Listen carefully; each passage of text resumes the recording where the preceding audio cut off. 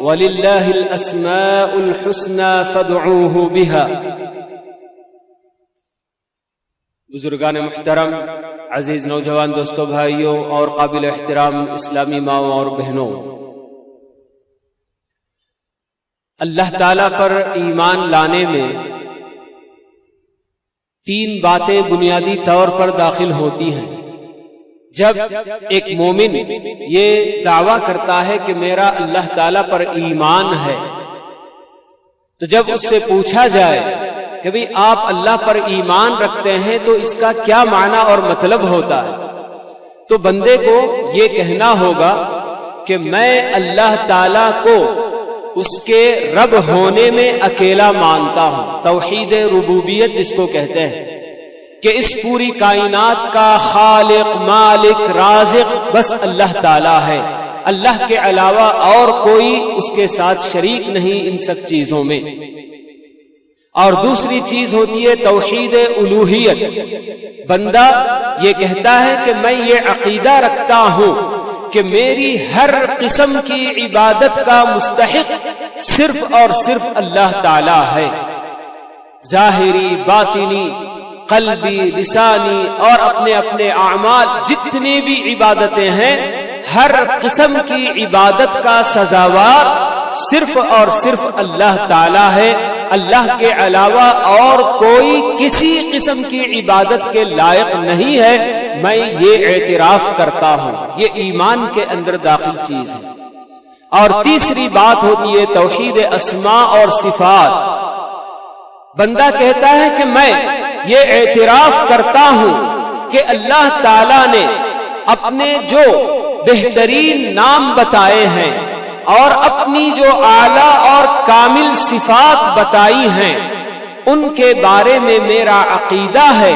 کہ وہ صرف اور صرف اللہ تعالیٰ میں ہی ویسی کمال کی صفت پائی جاتی ہے۔ اللہ کے ساتھ ان صفات میں اللہ کے ساتھ اور کوئی شریک نہیں ہے۔ یہ تینوں باتیں ایمان باللہ کی بنیادی باتیں ہیں۔ اللہ پر ایمان، جب بندہ کہتا ہے کہ میں اللہ پر ایمان رکھتا ہوں تو اس سے ان تینوں باتوں کا اعتراف کرنا ہوتا ہے۔ اللہ تعالیٰ کی ربوبیت کا کہ اللہ اکیلا ہے اپنے رب ہونے میں، اللہ تعالیٰ کی الوہیت کا کہ اللہ تعالیٰ عبادت کے لیے صرف اکیلا وہی سزاوار ہے، وہی لائق ہے اور کوئی عبادت کے لائق نہیں۔ اور تیسری بات ہوتی ہے اللہ تعالیٰ کے اسماء حسنہ اور صفات علیہ جو اللہ نے اپنے لیے بتائے یا اللہ کے نبی صلی اللہ علیہ وسلم نے اللہ کے لیے بتائے، ان سب میں بھی اللہ اکیلا ہے، یہ اعتراف ہوا کرتا ہے۔ مگر میں اس وقت آپ لوگوں کے سامنے صرف توحید اسماء اور صفات سے متعلق دو تین باتیں بیان کرنا چاہوں گا۔ سب سے پہلے اللہ رب العالمین اپنے لیے جو بھی صفتیں بتائی ہیں، جو بھی اپنے نام بتائے ہیں، تو ہر نام اللہ تعالیٰ کی ایک صفت پر دلالت کرتا ہے۔ جیسے اللہ تعالیٰ نے اپنے لیے علیم کا نام بتایا کہ اللہ تعالیٰ سب کچھ جاننے والا ہے، تو علم کی صفت ہے۔ اللہ کے ناموں میں سمیع اور بصیر ہے۔ اللہ تعالیٰ سننے والا، اللہ تعالیٰ دیکھنے والا، تو دیکھنا، سننا یہ اللہ تعالیٰ کی صفات میں داخل ہیں۔ تو اللہ رب العالمین نے اپنے اسماء اور صفات سے متعلق ہم بندوں کو یہ قاعدہ بتایا کہ ہمیں اللہ نے اور اللہ کے رسول نے جو بھی اللہ کی صفات بتائی ہیں اسے بغیر تحقیق کے یا اس کی کیفیت جانے بغیر اس پر ہمیں ایمان لانا چاہیے۔ لیس کمثلہ شیء وہو السمیع البصیر، اللہ رب العالمین کا فرمان ہے کہ اللہ تعالی کی مانند کوئی چیز نہیں ہے، اور اللہ تعالی سب کچھ سننے والا، سب کچھ دیکھنے والا ہے۔ تو لیس کمثلہ شیء، یہ پہلا قاعدہ اللہ نے بتایا کہ اللہ کے مانند کوئی چیز نہیں ہے، نہ اس کی ذات میں نہ اس کی صفات میں۔ تو جب اللہ تعالیٰ اس کے بعد اپنے دو نام بتاتے ہیں، وہ السمیع البصیر، کہ وہ سننے والا اور دیکھنے والا، تو سننا اور دیکھنا یہ دو صفات اللہ تعالیٰ کی ہوئی۔ تو اب ہمارا اپنا یہ فریضہ ہے کہ ہم اللہ تعالیٰ سننے والا ہے، دیکھنے والا، اس حد تک اعتقاد رکھیں، مگر یہ جاننے کی ہرگز کوشش نہ کریں کہ اللہ تعالیٰ کیسے سنتا ہے، کیسے دیکھتا ہے، کیا اس کے بھی کان ہمارے جیسے کان ہیں، کیا اس کی بھی آنکھیں ہماری جیسی آنکھیں ہیں؟ ان کیفیات میں پڑھنے کی بالکل کوئی اجازت نہیں ہے۔ جب اللہ کے نبی صلی اللہ علیہ وسلم حیات تھے اور قرآن مجید کی آیتیں ایک بعد دیگرے اترتی جاتی تھیں، اور اس میں اللہ رب العالمین کی بہت ساری باتیں، ذاتی صفات، یہ سب اللہ تعالیٰ، اور فعلی صفات، یہ سب بتائی جاتی ہیں، لیکن صحابہ میں سے یا صحابیات میں سے کبھی کسی نے پیارے نبی صلی اللہ علیہ وسلم سے یہ پوچھنا گوارا نہیں کیا کہ اللہ تعالیٰ کیسے دیکھتا ہے، کیسے سنتا ہے۔ اللہ تعالیٰ نے اپنے لیے قرآن مجید میں ہاتھ کا ذکر کیا ہے، جیسے کہ اللہ نے شیطان کو، ابلیس کو مخاطب کر کے کہا، ما منعک ان تسجد لما خلقت بیدی، کہ اے ابلیس تجھے کس چیز نے روکا اس کو سجدہ کرنے کے لیے جسے میں نے اپنے دونوں ہاتھوں سے بنایا، پیدا کیا۔ اللہ تعالیٰ اپنے لیے دو ہاتھ ثابت کیے، اور اللہ کے نبی صلی اللہ علیہ وسلم بتاتے ہیں کہ جو لوگ عدل و انصاف کرنے والے ہیں تو ایسے لوگ کل قیامت کے دن اللہ تعالیٰ کے دہنے ہاتھ کی طرف ممبروں پر ہوں گے، بلند مقامات پر ہوں گے۔ وَكِلْتَا يَدَيْهِ یمین، آپ بتاتے ہیں کہ ہم انسان ایسے ہیں کہ ہمارا اپنا ایک دایاں اور ایک بایاں ہاتھ کہلاتا ہے، لیکن اللہ رب العالمین کے دونوں ہاتھ بابرکت ہیں۔ وَكِلْتَا يَدَيْهِ یمین، اللہ کے نبی صلی اللہ علیہ وسلم بتاتے ہیں۔ تو اللہ تعالیٰ کی ذاتی صفات میں سے یہ اللہ نے بتایا کہ اس کے ہاتھ ہیں، لیکن اس کی اجازت نہیں ہے کہ ہم یہ جاننے کی کوشش کریں کہ اللہ کے ہاتھ کیسے ہوتے ہیں، نہیں۔ تو اسی لیے یہ اللہ رب العالمین نے اپنے جو بھی نام اور جو بھی صفات بتائی ہیں ان پر ہمارا اپنا ایمان ہونا چاہیے کہ ہاں معنی اور مطلب ہم سمجھتے ہیں۔ سمیع کا مطلب سننے والا، بصیر کا مطلب دیکھنے والا، علیم کا مطلب علم رکھنے والا۔ تو اس کے بعد اور کسی مزید آگے کسی چیز کی ٹوہ میں لگنا یا اس کی تہ تک پہنچنا اور اس کی حقیقت تک پہنچنے کی کوشش کرنا، یہ ہم بندوں کے لیے اس کی اجازت نہیں دی گئی۔ توحید اسماء اور صفات یہ ایسی چیز ہے کہ یہی چیز ہم بندوں کو اللہ رب العالمین کے احکام سے ہمارے دلوں میں محبت پیدا کرنے والی چیز ہے۔ اللہ تعالیٰ نے اپنا اتنا تفصیلی تعارف، ڈیٹیل میں اللہ تعالیٰ نے اپنا انٹروڈکشن کیوں دیا ہے؟ تو اس کی وجہ سب سے پہلے یہی کہ اللہ تعالیٰ کی طرف سے آنے والے قوانین اور احکام کو بندے دل سے قبول کریں، اور جب بندے دل سے قبول کر لیں گے تو پھر ان پر عمل کرنا ان کے لیے کوئی مشکل نہیں ہوگا۔ یہ کیسے ذرا اللہ تعالیٰ چاہتے ہیں؟ اس کے ذریعے ہم دنیا کے اندر دیکھتے ہیں کہ ہر ملک اپنے اپنے قوانین بناتا ہے، اور بنانے والے کون ہوتے ہیں؟ اس ملک کے بڑے بڑے دانشوران مل کر ملک کا قانون بناتے ہیں۔ لیکن دنیا کے کتنے بھی دانشور مل کر دنیا کے انسانوں کے لیے اگر کامیاب قانون بنانا چاہیں، اس میں کہیں نہ کہیں جھول ضرور ہوگا۔ وجہ یہ کہ کوئی بھی انسان کسی بھی صفت کے اندر کامل ہرگز نہیں ہو سکتا۔ علم ہی کی بات اگر ہم لے لیں، آج کیا ہے یہ ہم کو معلوم ہے، لیکن آنے والے لمحات میں کیا ہونے والا ہے، اور اگر مستقبل بعید کی بات لیں گے تو آگے کیا کچھ اس دنیا میں ہو سکتا ہے کوئی نہیں جانتا۔ تو ایک ایسا انسان جسے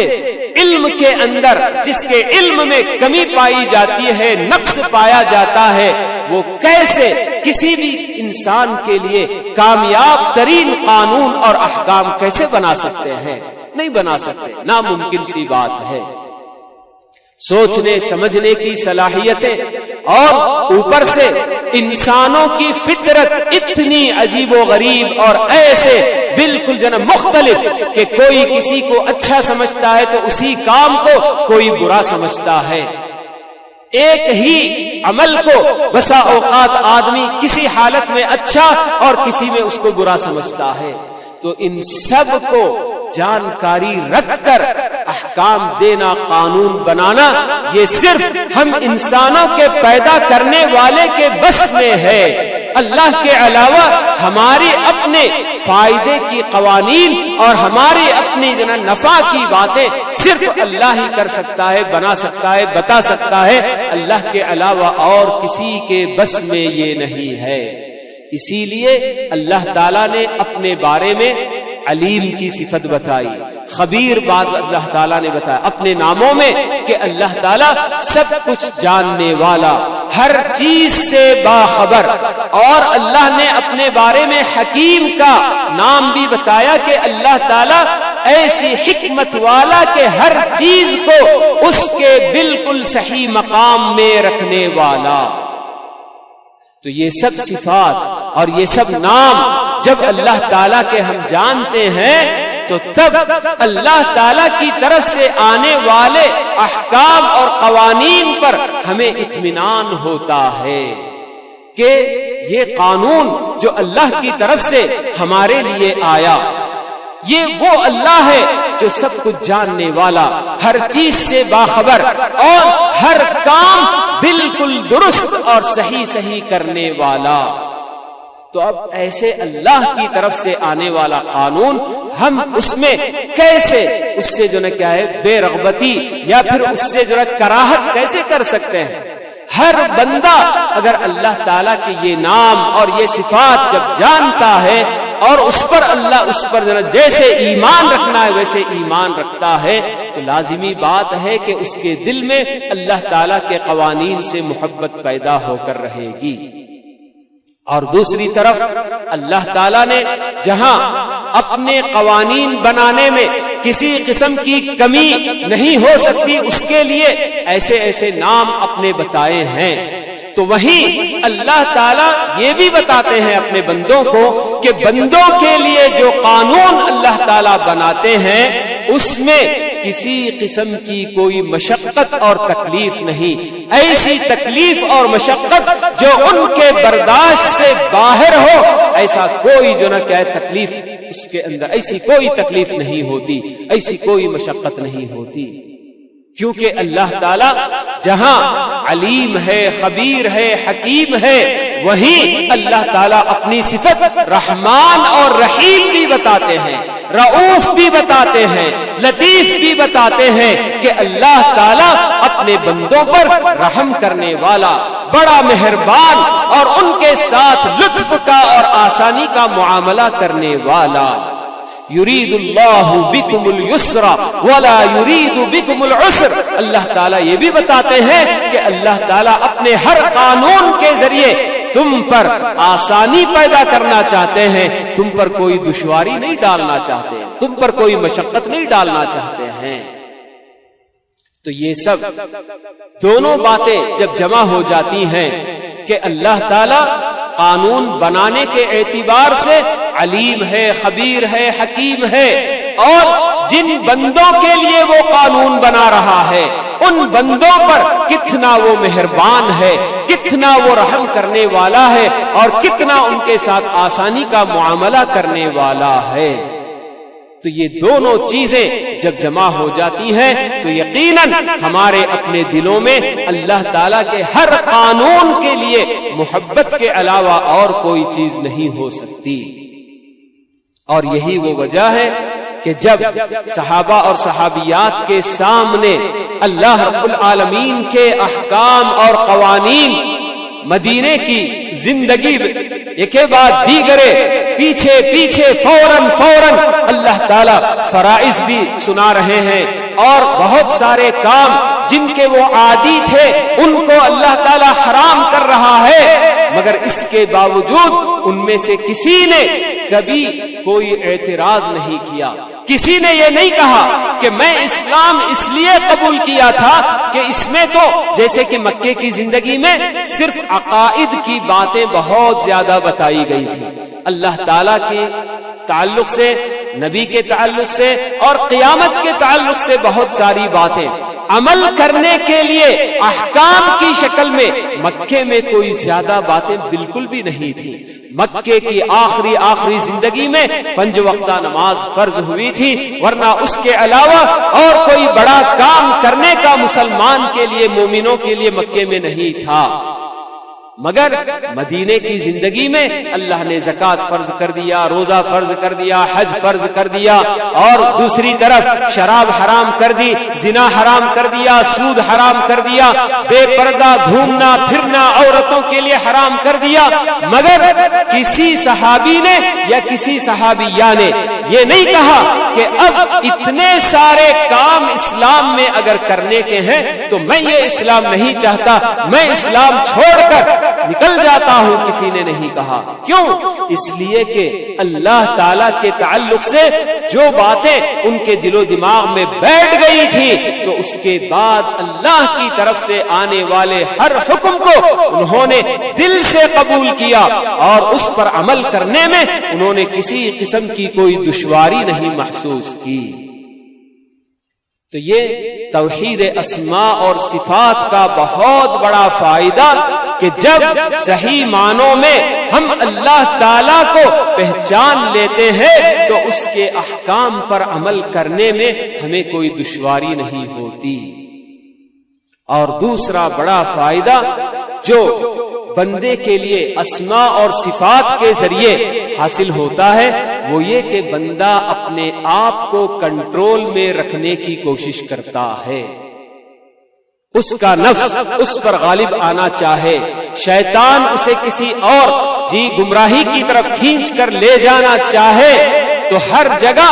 جب بندے کو اللہ تعالیٰ کے اسماء اور اس کی صفات معلوم ہوتی ہیں تو وہ اپنے آپ کو کنٹرول کرنے کی کوشش کرتا ہے۔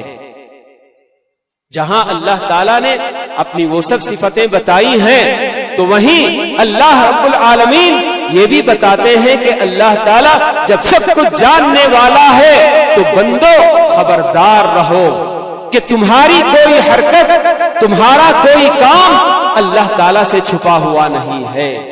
تمہاری اپنی سوچ، تمہاری اپنی فکر، تمہارے اپنے خیالات جو تم ذہن میں لے کر آتے ہو یہ خیالات بھی اللہ تعالیٰ سے چھپتے نہیں ہیں، اور اللہ رب العالمین ہمیشہ تمہاری نگرانی کرتے رہتے ہیں۔ ان اللہ کان علیکم رقیبا، کہ اللہ تعالیٰ ہمیشہ تمہیں اپنی نگرانی میں رکھتے ہیں۔ دنیا کا کوئی کونا ایسا نہیں کہ آپ چلے جائیں اور وہاں اللہ تعالیٰ سے چھپ کر آپ کوئی کام کرنے کی کوشش کریں اور اللہ تعالیٰ کے علم میں وہ نہ آئے، ایسا ہو نہیں سکتا۔ تو یہ اللہ تعالیٰ نے جہاں اپنے ناموں کے ذریعے اپنا تعارف کرایا تو یہ تعارف اسی لیے کرا رہا ہے تاکہ ایک طرف سے ہمارے اپنے دلوں میں اللہ رب العالمین کی محبت اور اس کی طرف سے آنے والے احکام اور قوانین کی بھی محبت ہمارے دلوں میں پیدا ہو اور اس پر ہم عمل کرنے کے لیے آگے بڑھیں، تو دوسری طرف اللہ تعالیٰ خبردار بھی ہمیں کرا رہے ہیں کہ اے انسانوں، اللہ تعالیٰ کی جب یہ صفات ہیں، اللہ تعالیٰ سب کچھ جانتا ہے، سب کچھ دیکھتا ہے، سب کچھ سنتا ہے، تو تم کیا کر سکتے ہو؟ اللہ تعالیٰ سے چھپ کر کون سا کام تم کر سکتے ہو؟ اور اللہ تعالیٰ کیسی پکڑ کرتا ہے یہ بھی اللہ تعالیٰ نے بتا دیا، اور اللہ تعالیٰ کی اگر پکڑ آئے گی تو اس سے کوئی طاقت دنیا کی نہیں بچا سکتی۔ تو یہ سب باتیں جی توحید اسماء اور صفات میں جہاں ایک طرف سے ہمیں اللہ رب العالمین کی وہ نام اور ان صفات پر ہمارا ایمان ہوگا تو اس کے فائدے بھی ہمیں یہ بتائے جا رہے ہیں کہ بندہ ایک طرف سے اللہ رب العالمین کی خود اللہ تعالیٰ سے اور اللہ تعالیٰ کے ہر حکم سے محبت کرنے لگے گا، اور پھر اللہ تعالیٰ کی جب وہ صفات ہیں کہ جس میں اللہ تعالیٰ ہماری نگرانی کرتا ہے، سب کچھ جانتا ہے، سب کچھ دیکھتا ہے، تو ایک طرح سے ہمیں اپنے آپ پر کنٹرول کرنے کا بھی یہ جو کیا ہے سلیقہ اس کے ذریعے ہمارے اندر پیدا ہوتا ہے۔ تو اس لیے اللہ رب العالمین نے توحید ربوبیت اور توحید الوہیت کے ساتھ ساتھ اسماء اور صفات پر ایمان کو بھی ہمارے لیے جو کہ لازم کیا ہے، اور یہی وہ بات ہے جس کی وجہ سے پیارے نبی صلی اللہ علیہ وسلم اپنی مشہور حدیث میں بار بار آپ کے سامنے یہ بات آئی ہے اور آپ سن بھی چکے ہیں کہ آپ بتاتے ہیں کہ ان للہ 99 اسما من احصاها دخل الجنہ، کہ اللہ رب العالمین کے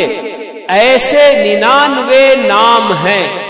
صرف 99 نہیں ہیں، بہت زیادہ ہے، اللہ کے علاوہ اور کوئی نہیں جانتا کہ اللہ تعالیٰ کے کتنے نام ہیں، خود نبی کو بھی اس کا علم نہیں، کیونکہ قیامت کے دن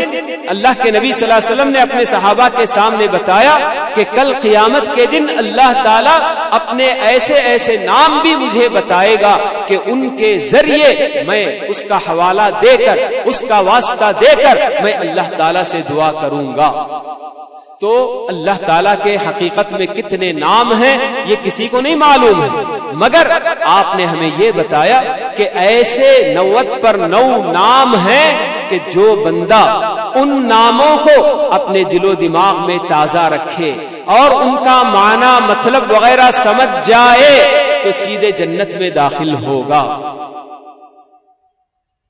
یہ وہ بات نہیں جیسے ہمارے اپنے لوگوں میں مشہور ہے کہ اللہ تعالیٰ کے 99 نام کسی نے یاد کر لیے تو جنت چلا جائے گا۔ یاد کرنے کی بات نہیں ہے، بلکہ آپ نے بتایا من احصاہا، احصاء یہ لفظ عربی زبان کا صرف یاد کرنے کے لیے نہیں ہوتا، بلکہ یاد بھی رکھنا اور اس کے ساتھ ساتھ ان کا کیا معنی اور مطلب ہے یہ سمجھنا، یہ اولین اس کے اندر جنا اولین طور پر داخل ہوتی ہے چیز۔ تو کیوں آپ نے یہ بات بتائی کہ اللہ تعالیٰ کے ان 99 ناموں کو جو بندہ یاد بھی رکھے گا اور ان کا معنی مطلب سمجھ جائے گا تو وہ جنت میں کیوں داخل ہو جائے گا؟ وجہ یہی کہ بندہ جب ان ناموں کو اچھی طرح سے سمجھ جائے گا تو بات وہی ہوگی کہ وہ اللہ تعالیٰ کے کسی حکم کے خلاف کوئی کام نہیں کرے گا، فرائض اور واجبات صحیح طریقے سے ادا کرے گا، اور جتنی منہیات اور محرمات ہیں جن سے اللہ تعالیٰ نے ہمیں بچنے کا حکم دیا ہے ان سب سے بچنے کی وہ کوشش کرے گا، اور اپنے آپ کو یہی سمجھے گا کہ میں 24 گھنٹے اللہ رب العالمین کی نگرانی میں ہوتا ہوں، تو پھر کیسے میں اللہ تعالیٰ کی کوئی نافرمانی کر سکتا ہوں، معصیت کر سکتا ہوں؟ اس خیال کے ساتھ اللہ تعالیٰ کے احکام کی حفاظت کرتے ہوئے جو بندہ زندگی گزارے گا تو اس کے لیے پھر جنت اگر بدلہ نہ ہو تو پھر اور کیا ہو سکتا ہے؟ تو یہ اسی لیے یہ بات بتائی گئی کہ اللہ تعالیٰ کے نام اور جو صفات ان کو اگر صحیح طریقے سے بندہ سمجھ لے تو پھر یقیناً وہ جنتی بن جائے گا۔ اور اسلاف کرام یہی کہا کرتے تھے کہ من کان باللہ اعرف کان منہ اخوف، کہ جو بندہ اپنے رب کو جتنا پہچانے گا وہ اتنا ہی اس سے ڈرنے والا ہوگا۔ رب کی پہچان کیسے ہوگی؟ رب نے خود اپنی پہچان کرائی ہے کہ میں کیا ہوں، میری صفات کیا ہیں، اور اللہ کے نبی نے رب کی پہچان اور رب کی معرفت ہمیں کرائی ہے۔ تو ان باتوں کو جب ہم سمجھیں گے اور انہیں ان کا معنی مطلب یہ سب اچھی طرح سے سمجھ جائیں گے تو لازمی بات ہے کہ ہمارے اپنے دل میں خوف پیدا ہوگا. کوئی بھی چھوٹی سی چھوٹی معصیت، چھوٹے سے چھوٹا گناہ بھی اگر کرنے جائیں گے اور اللہ تعالیٰ کی وہ پہچان ہمارے دل و دماغ میں اچھی طرح سے بیٹھ چکی ہوگی تو بندہ سوچے گا، چھوٹا گناہ کرنے کے لیے بھی 100 بار سوچے گا کہ میں یہ کیسے کر سکتا ہوں. تو بہرحال اللہ رب العالمین کا ہم پر بہت بڑا احسان اور بہت بڑا کرم ہے کہ اس نے اپنا تعارف اپنی کتاب میں ہم کو دیا اور اپنے نبی کی زبانی اللہ تعالیٰ نے اپنا مکمل انٹروڈکشن اور تعارف اللہ تعالیٰ نے ہمیں دے دیا، جس کی وجہ سے ہمیں اللہ رب العالمین کے دین سے، اللہ سے اور اللہ کے رسول سے سب سے محبت ہوتی ہے اور ہم اپنے آپ پر کنٹرول بھی کر سکتے ہیں. تو اللہ تعالیٰ ہم سب کو اللہ تعالیٰ کے اسماء اور صفات کو صحیح طریقے سے سمجھنے اور ان کا معنی اور مطلب جاننے اور اس کے مطابق اپنی زندگیوں میں تبدیلی لانے کی اللہ تعالیٰ توفیق نصیب فرمائے. جب بندہ سمجھے گا تو سمجھنے کا یہی فائدہ ہوگا کہ وہ اپنے اندر جو بھی کمی ہے، جو بھی تبدیلی لانا چاہے لائے. اس کے بغیر سمجھنے کا کوئی فائدہ نہیں. سمجھنے کا مقصد ہی یہی کہ بندہ جب سمجھ جائے تو پھر اس کے بعد جو تبدیلی اپنے اندر لانا ہے لانے کی کوشش کرے. اللہ تعالی ہم سب کو اس کی توفیق نصیب فرمائے. اقول قولی ھذا واستغفر اللہ لی ولکم ولسائر المسلمین من کل ذنب فاستغفروہ انہ